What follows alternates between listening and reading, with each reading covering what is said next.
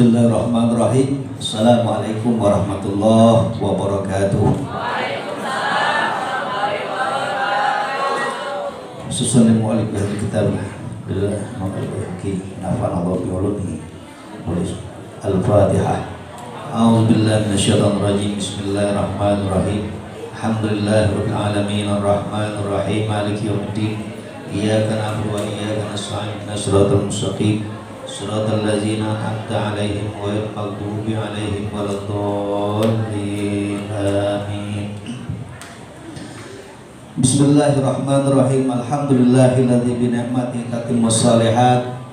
Allahumma shalli wa sallim wa barik ala sayyidina wa maulana Muhammadin sallallahu alaihi wasallam wa ala alihi wa sahbihi at-tahirin walhamdulillahi rabbil alamin. Para wali santri dan anakku semua, para sadis, alhamdulillah baru saja kita dengarkan setelah tadi tausiah dari guru kita Habib Muhammad Al-Kab, dari anak-anak kita hafalan yang umum di pesantren. Hafalan itu penting karena nanti kalau sudah selesai mondok baru terasa itu nanti. Makanya luar biasa mereka. Bahkan udah yang hampir 1000 ya.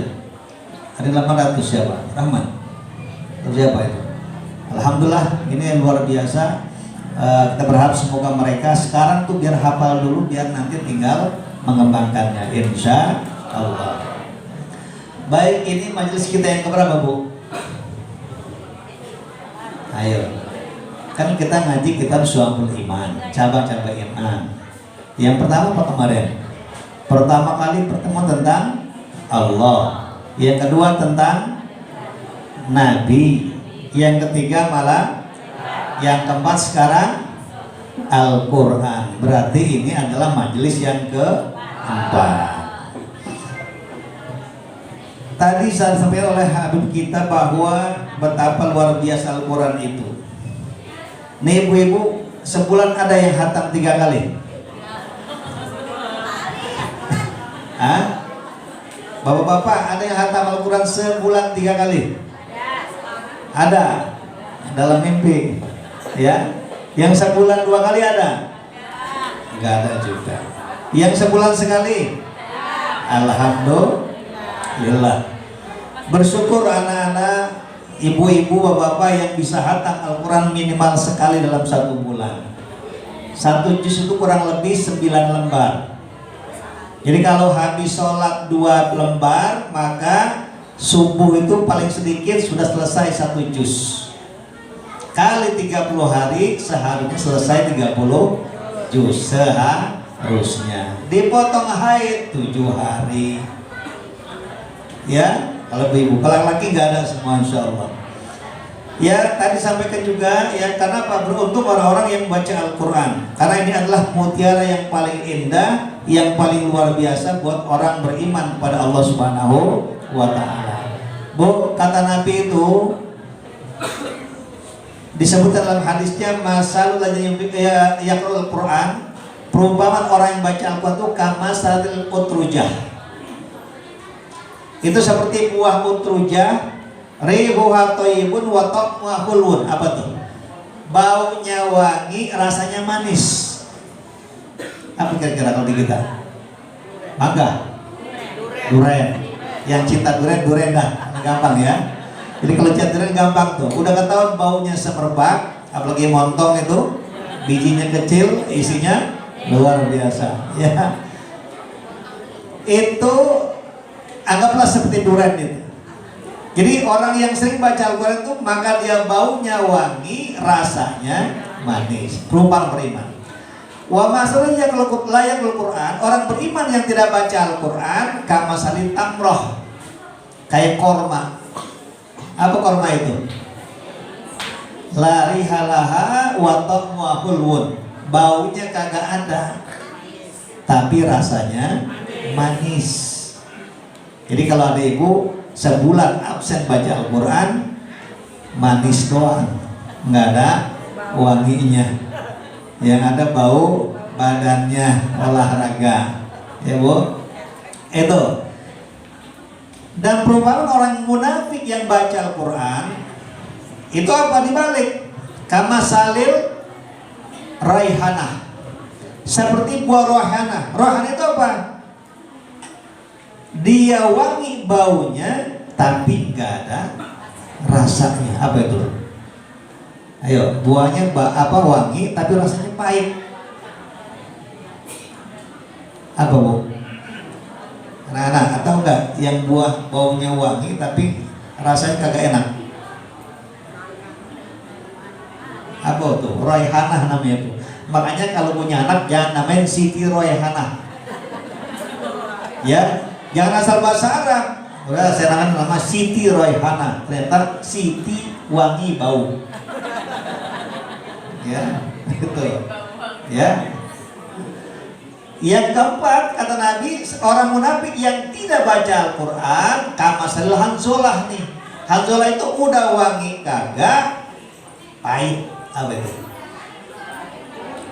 Tai babal, pare, tai babal, apa lagi itu? Ya, pokoknya nggak ada wangi dan pahit. Ya, itu perumpamaan orang yang baca, yang tidak orang munafik yang tidak baca Al-Quran. Insya Allah kita semua orang baca Al-Quran. Amin ya rabbal alamin. Nah, ibu sekalian rahimakumullah para jamaah, yang keempat daripada cabang keimanan itu adalah al-imanu bil Quran wa jamil kutub al-munazzalah qablahu. Percaya kepada Al-Quran dan semua kitab yang diturunkan sebelum Al-Quran. Apa aja? Ada kitab, ada suhuf. Kitab itu pertama apa? Apa yang turun pertama kitab? Taurat. Kepada siapa? Nabi Musa. Terus Zabur. Yang ketiga Injil. Yang keempat Al-Quran. Apa nama Nabi nggak bu? 25. Yang bisa ayo, saya kasih hadiah.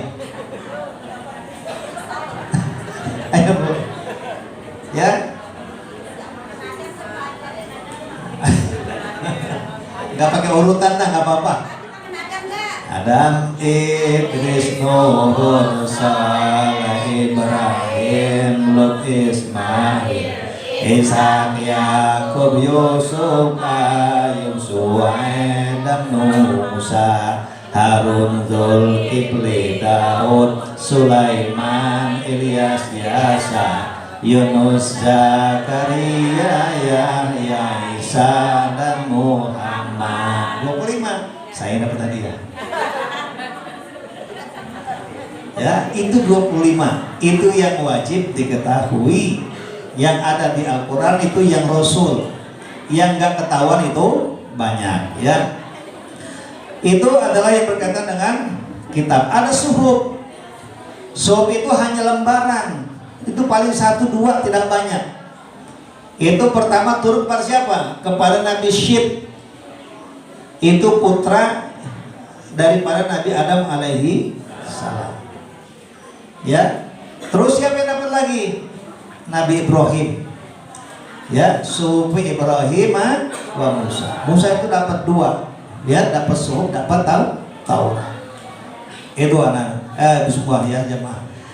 Nah, iman kepada Al-Quran ini sangat luar biasa. Al-Quran itu terdiri dari berapa? Berapa juz bu? 30 juz. Ya. Yang kedua berapa surat? 114 surat. Ayatnya berapa? Sebetulnya yang paling tepat tuh 6236. Ya, 6236. Yang jadi masalah cuma satu, bismillah itu masuk atau tidak, itu masalahnya. Ya, jadi kalau bismillah tambahin, tinggal tambahin tuh. Ya, itu pendapat yang lebih kuat tentang jumlah ayat Al-Quran. Ya, adapun ayatnya, kalimatnya itu ada berapa? Saya catat ayatnya, kalimat itu ada 77.437. Dan hurufnya ada 321.000 kalau tidak pakai bismillah. Nah, ini semua mukjizat dari Allah Subhanahu wa taala. Nah, Al-Qur'an ini Ibu, Masya Allah, ya. Al-Qur'an itu diturunkan sebagai kitab yang terakhir, sebagai penutup penyempurna kitab-kitab yang dulu. Jadi sampai hari ini, sampai hari kiamat tidak akan pernah ada lagi kitab selain Al-Quran. Jadi siapapun yang datang mengaku bahwa kitab, pasti kitab KUHP palsu. Ya, karena Al-Quran sudah terakhir. Makanya Allah kasih kemudahan. Apa itu? Walaqad yassarna lil zikri fahal min muddakir. Al-Quran itu salah satu kehebatannya apa? Gampang dihafalin. Coba dah ibu kalau tahajud nih bangun jam 2, sholat 4 rakaat, ngapal bu 15 menit dah. Cepet tuh bu. Karena belum kepikiran masak, belum mikirin anak, belum mikirin cucu, belum mikirin yang lain. Itu cepet. Cuma sayang bangunnya 2:30, bener bangun. Lu ngapain?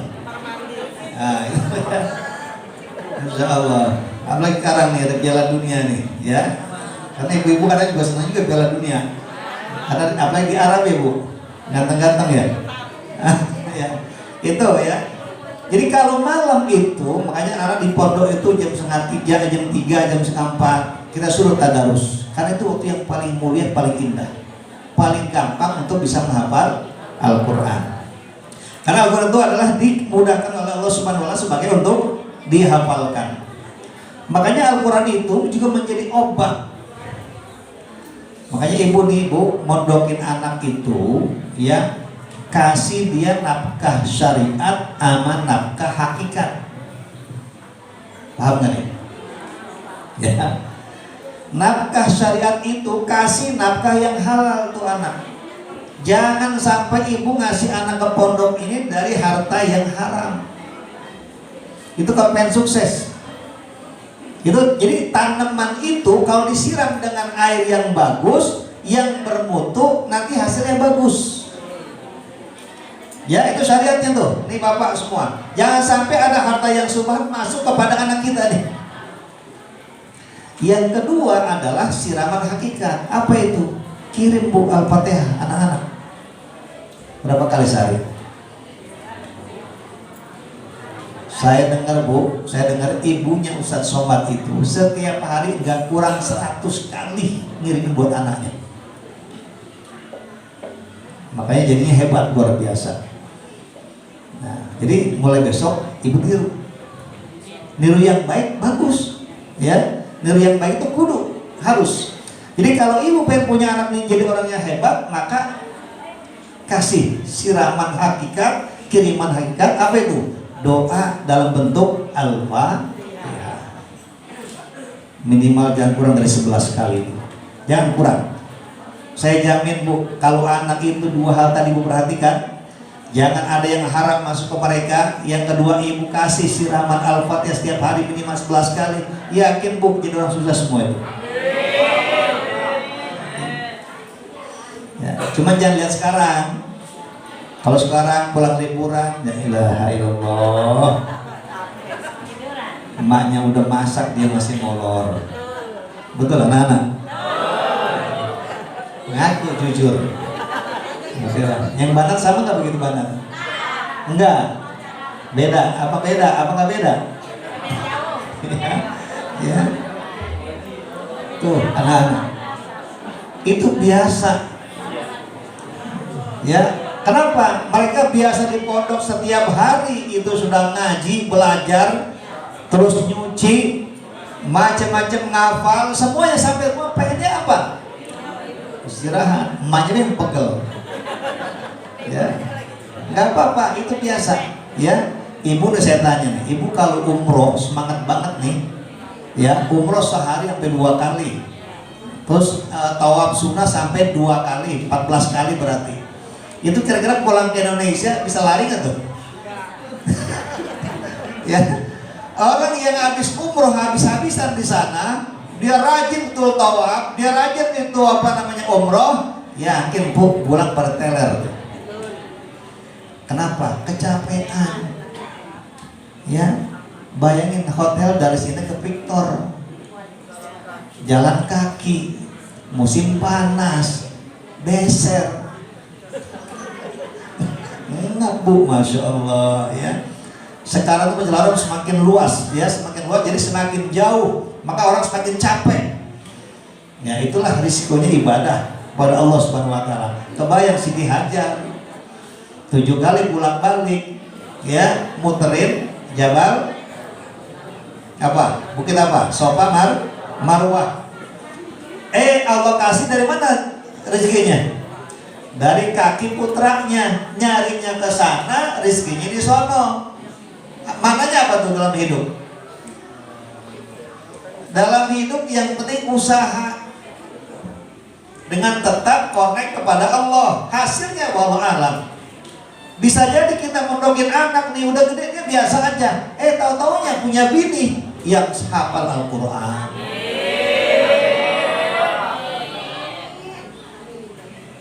Atau sebaliknya anak kita biasa aja, dia nikah dapat istri yang solehah, cucu kita jadi ulama besar. Itu begitu kan di Talim begitu kalian belajar semua. Ya, jadi kalau ada orang guru kita itu ngajar anak kita, biarin aja. Sedapatnya dia, biarin, yang penting dia ikhlas. Nanti kalau nggak anak itu jadi orang hebat, nanti cucunya orang yang hebat.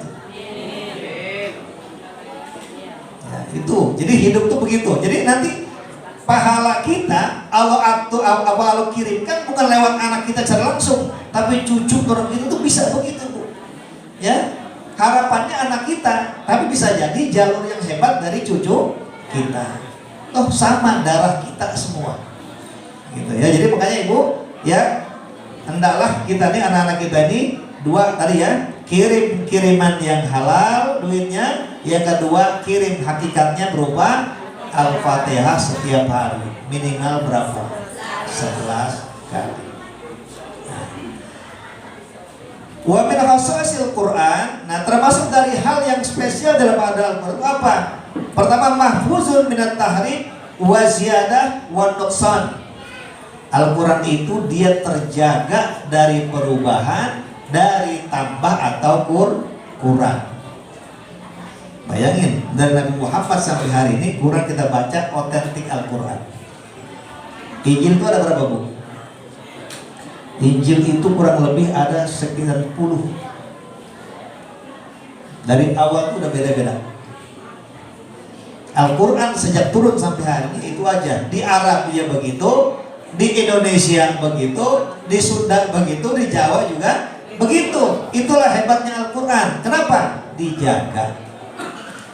Dulu ada namanya Musailamah Pak, nyoba bikin Al-Quran. Al-Quran nantangin. Apa tantangannya? Siapa yang bisa membuat satu ayat, silakan. Dia bikin. Pertama ad-dibda'u bintu dibda'ain. Kata dia nih, kodok anak dari 2 kodok. Dikira orang akan takjub. Ya orang juga paham. Gue juga tahu kodok mah anak 2 kodok. Jadi enggak dianggap. Yang kedua dia bikin ayat apa? Al-fil wa ma adraka mal fil lau khurtumun tawil walahu dzail. Tahukah kamu itu apa itu gajah? Gajah adalah dia yang punya belalai panjang. Ya, dia punya apa namanya? Telinga yang lebar. Ya, kata yang lain, ya sama kita juga tahu gajah begitu. Ya, karena nggak bisa bikin Al-Quran, nggak bisa tergugah, akhirnya dia dijuluki Musailamah Al-Kadzab. Apa kadzab? Pendusta. Jadi sampai hari ini Al-Quran tidak ada yang bisa membuat walau satu ayat. Itu hebatnya Al-Quran. Makanya pendeta dulu namanya Irina Handono, ustazah sekarang itu, ya dia itu kuliah ke mana-mana yang dia minta apa? Perbandingan agama. Ternyata dari semua kitab yang dia pelajari, dia kalah dengan satu surat. Surat Al-Ikhlas. Qul huwallahu ahad, Allahus samad, lam yalid wa lam yulad. Nih, kalimat ini bagi dia. Lam yalid wa lam yulad. Tuhan itu tidak pernah lahir, tidak pernah dilahirkan. Kalau Tuhan lahir berarti ada yang ngelahirin. Ya. Kan kalau Tuhan itu lahir, ada pertanyaan begini Bu. Ada seorang perempuan nanya kepada pendeta. Kalau Nabi Isa itu dianggap Tuhan, pertanyaannya, yang hidup sebelum Nabi Isa Tuhannya siapa? Coba ya. Kan Nabi Isa Nabi berapa tadi? Ke-24 sebelum Nabi Muhammad. Nabi Isa oleh mereka diyakini sebagai anak Tuhan. Ditanya, kalau dia Tuhan, yang sebelum Nabi Isa Tuhannya siapa? Itu enggak bisa dijawab. Tapi kalau Islam jelas Allah itu sifatnya qadim. Apa qadim? La awwala lahu wal akhir. Qadim itu enggak ada awal, enggak ada akhir. Makanya kalau dikata oh Allah tuh di atas, atas tuh mana? Allah ada, belum ada istilah atas, belum ada istilah bawah. Itu semua ada kapan? Adanya setelah adanya Allah. Ada pertanyaan Bu yang menjebak begini. Ibu kalau ditanya begini, bagaimana jawabannya? Bu, kan Allah itu katanya maha besar. Bisa nggak Allah menciptakan batu yang sangat-sangat besar, saking besarnya Allah nggak bisa ngangkatnya tuh? Ayo jawabannya apa? Allah itu maha besar. Sanggupkah Allah menciptakan batu yang super besar, saking besarnya Allah sendiri nggak sanggup ngangkatnya? Bu, ibu-ibu dah yang sering ngaji bisa jawab, saya kasih 100.000 kalau benar. Ya. Kenapa? Ada nggak kedengeran? Coba Ustaz.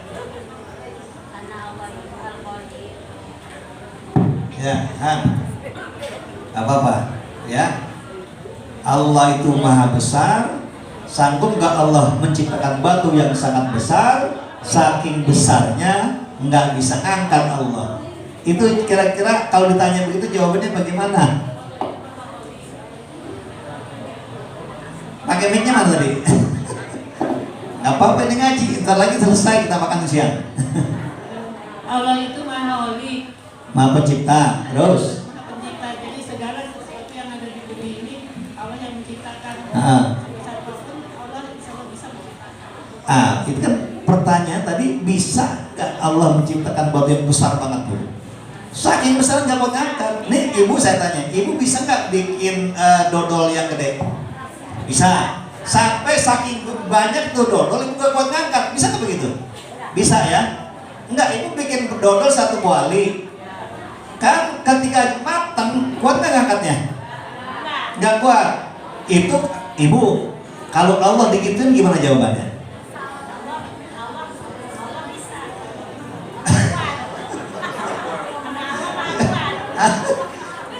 Berarti Allah nggak bisa dong. Ya. Jadi gini Bu, kalau ditanya gitu, bilangin nih, bilangin, pakai bahasa Betawi aja ya, lu nya bego. Ini benar ya, kalau nih. Jadi kalau ada orang nanya begitu, bilangin, lu nya bego. Kenapa bego? Oke, pertama, sanggup nggak Allah menciptakan batu yang sangat besar? Sanggup kan? Kenapa? Sifat Allah Al-Qadir, yang maha sanggup, maha kuasa. Yang Allah sendiri tidak sanggup mengangkatnya, mustahil. Karena Allah itu maha kuasa. Jadi pertanyaan itu bego. Itu ya. Jadi mustahil bagi Allah menciptakan sesuatu yang Allah sendiri tidak mampu. Karena Allah pasti mampu. Begitu. Itu Bu, kalau nggak kuat-kuat otak, puyeng. Tapi jangan salah Bu, ya di Cianjur itu banyak bentuk kristenisasi itu yang sifatnya membuat orang tuh ragu. Ya, Makanya kita perlu ngaji itu begitu. Jangan dijebak oleh pertanyaan yang ragu terhadap Allah.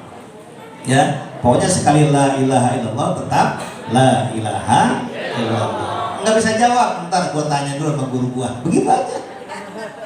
Ya, jangan sok tahu. Iya juga ya. Gimana ya? Berarti Allah nggak sanggup dong. Ini bahaya secara akidah. Itu contoh ya, contoh yang paling berbahaya ya. Yang kedua, apa itu Al-Quran? Keutamaannya adalah Khatimul Kutub As-Samawiyah. Al-Quran sebagai penutup kitab Samawi. Ada kitab Ardi, ada kitab Samawi. Apa bedanya? Ada yang ringanan nih. Ada nggak 50.000 ya? Ibu-ibu dah.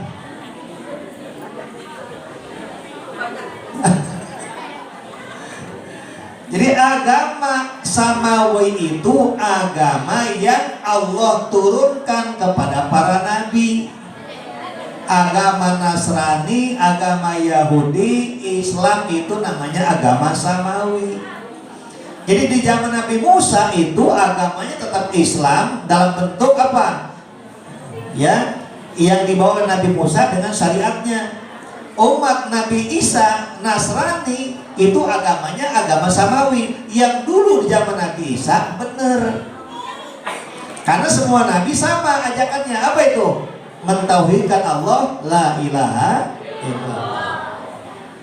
Nah, yang masalah agama arti, agama yang dibikin di bumi, Buddha, Hindu, Konghucu, apalagi tuh? Kepercayaan, apalagi? Pokoknya agama yang dibuat oleh orang. Ya, ngaku sebagai nabi, dia bikin agama baru, itu namanya sebut agama arti, agama yang dibikin di bumi. Ini semua pasti dalam Islam, dalam pandangan Islam adalah sesat. Ya, makanya kalau orang Yahudi Nasrani itu kalau yang dulu dia meninggal, ya dia akan masuk surga. Kenapa? Karena memang Yahudi dibawa oleh Nabi Musa dan Nasrani dibawa oleh Nabi Isa alaihi salam. Itu ya. Yang ketiga, lagi ya. Setiap pahala, setiap satu huruf dari Al-Quran dibaca itu mendapat 10 kebaikan. Jangan dikira baca alif lam mim itu satu kalimat, bukan. Tapi alif harfun satu huruf 1 kebaikan, 10 kebaikan. Lam 10 kebaikan dan mim juga 10 kebaikan. Apa enggak enak gue baca Al-Quran? Apa enggak enak punya istri hafizoh? Ya anak-anak, apa enggak enak laki-laki yang banat punya suami hafiz Quran? Masya Allah ya.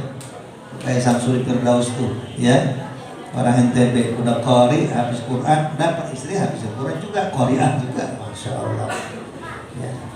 Ya Al-Quran itu nikmat besar ya, nikmat besar. Makanya di dalam tazkiyah ya, kita ini mereka itu kita suruh ya anak-anak tuh hafal Al-Quran minimal juz 29 30, baru nanti dari awal sampai akhir. Kenapa 29 30? Karena itu standar umum kalau anak laki-laki jadi imam itu rata-rata bacanya ada di 29 30. Jadi mereka, harapan saya itu pulang mereka ke rumahnya kalau sudah jadi imam sudah santai. Kenapa? Udah hafal juz 29 30. Ditambah Yasin, Waqiah dan Ar-Rahman. Nah, ini malah kelas 7 tuh saya lihat di data hafalan udah hari hampir kelar juz 29-nya itu. Insya Allah itu ada, saya bisa lupa itu. Masya Allah, Alhamdulillah.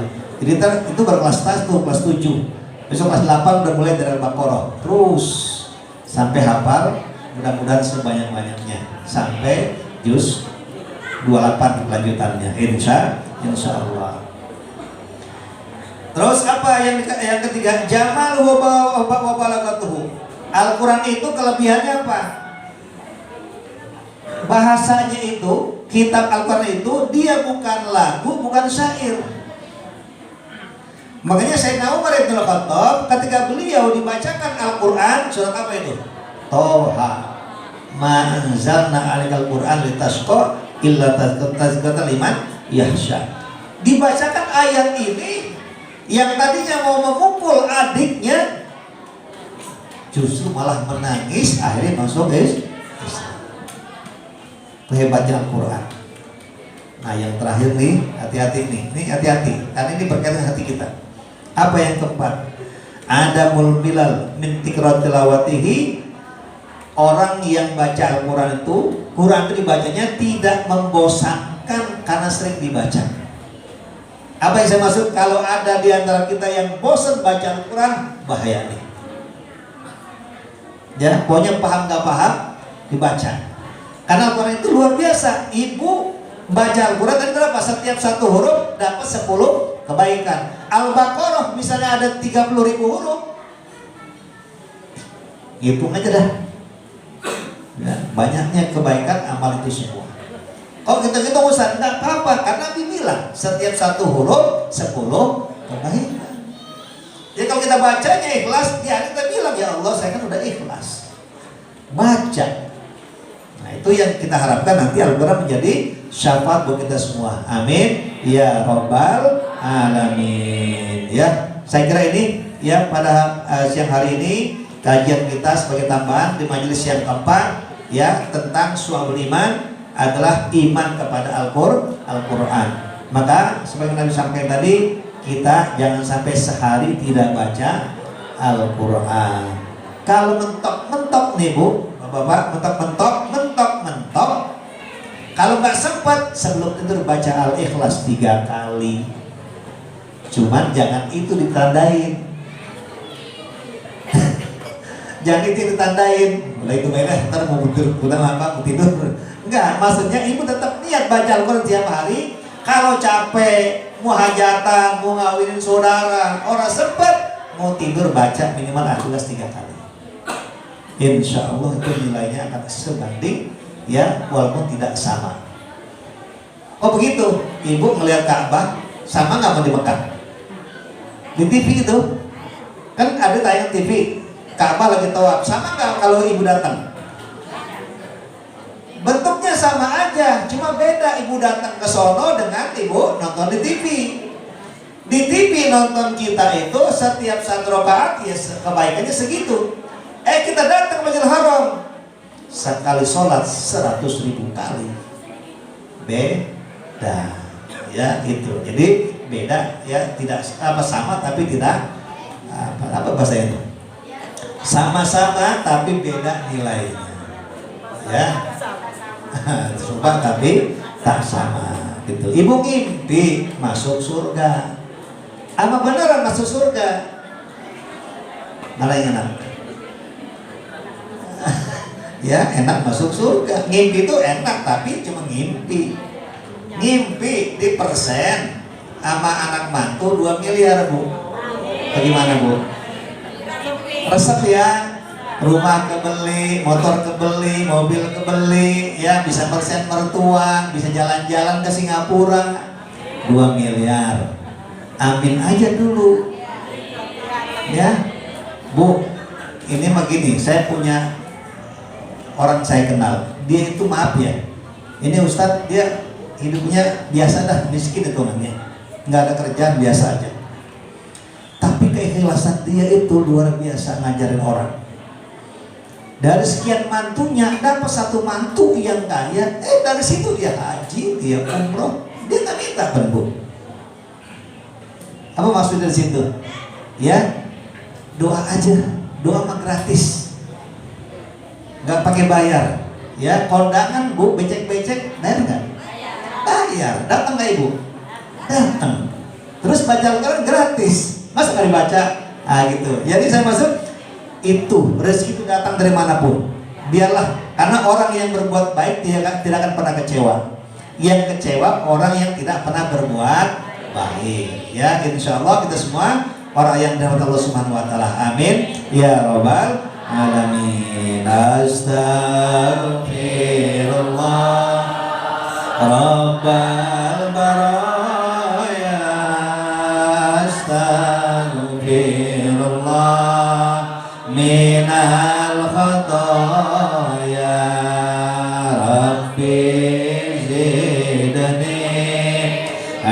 ilman nafi'a wa wafiqni amalan salihah wa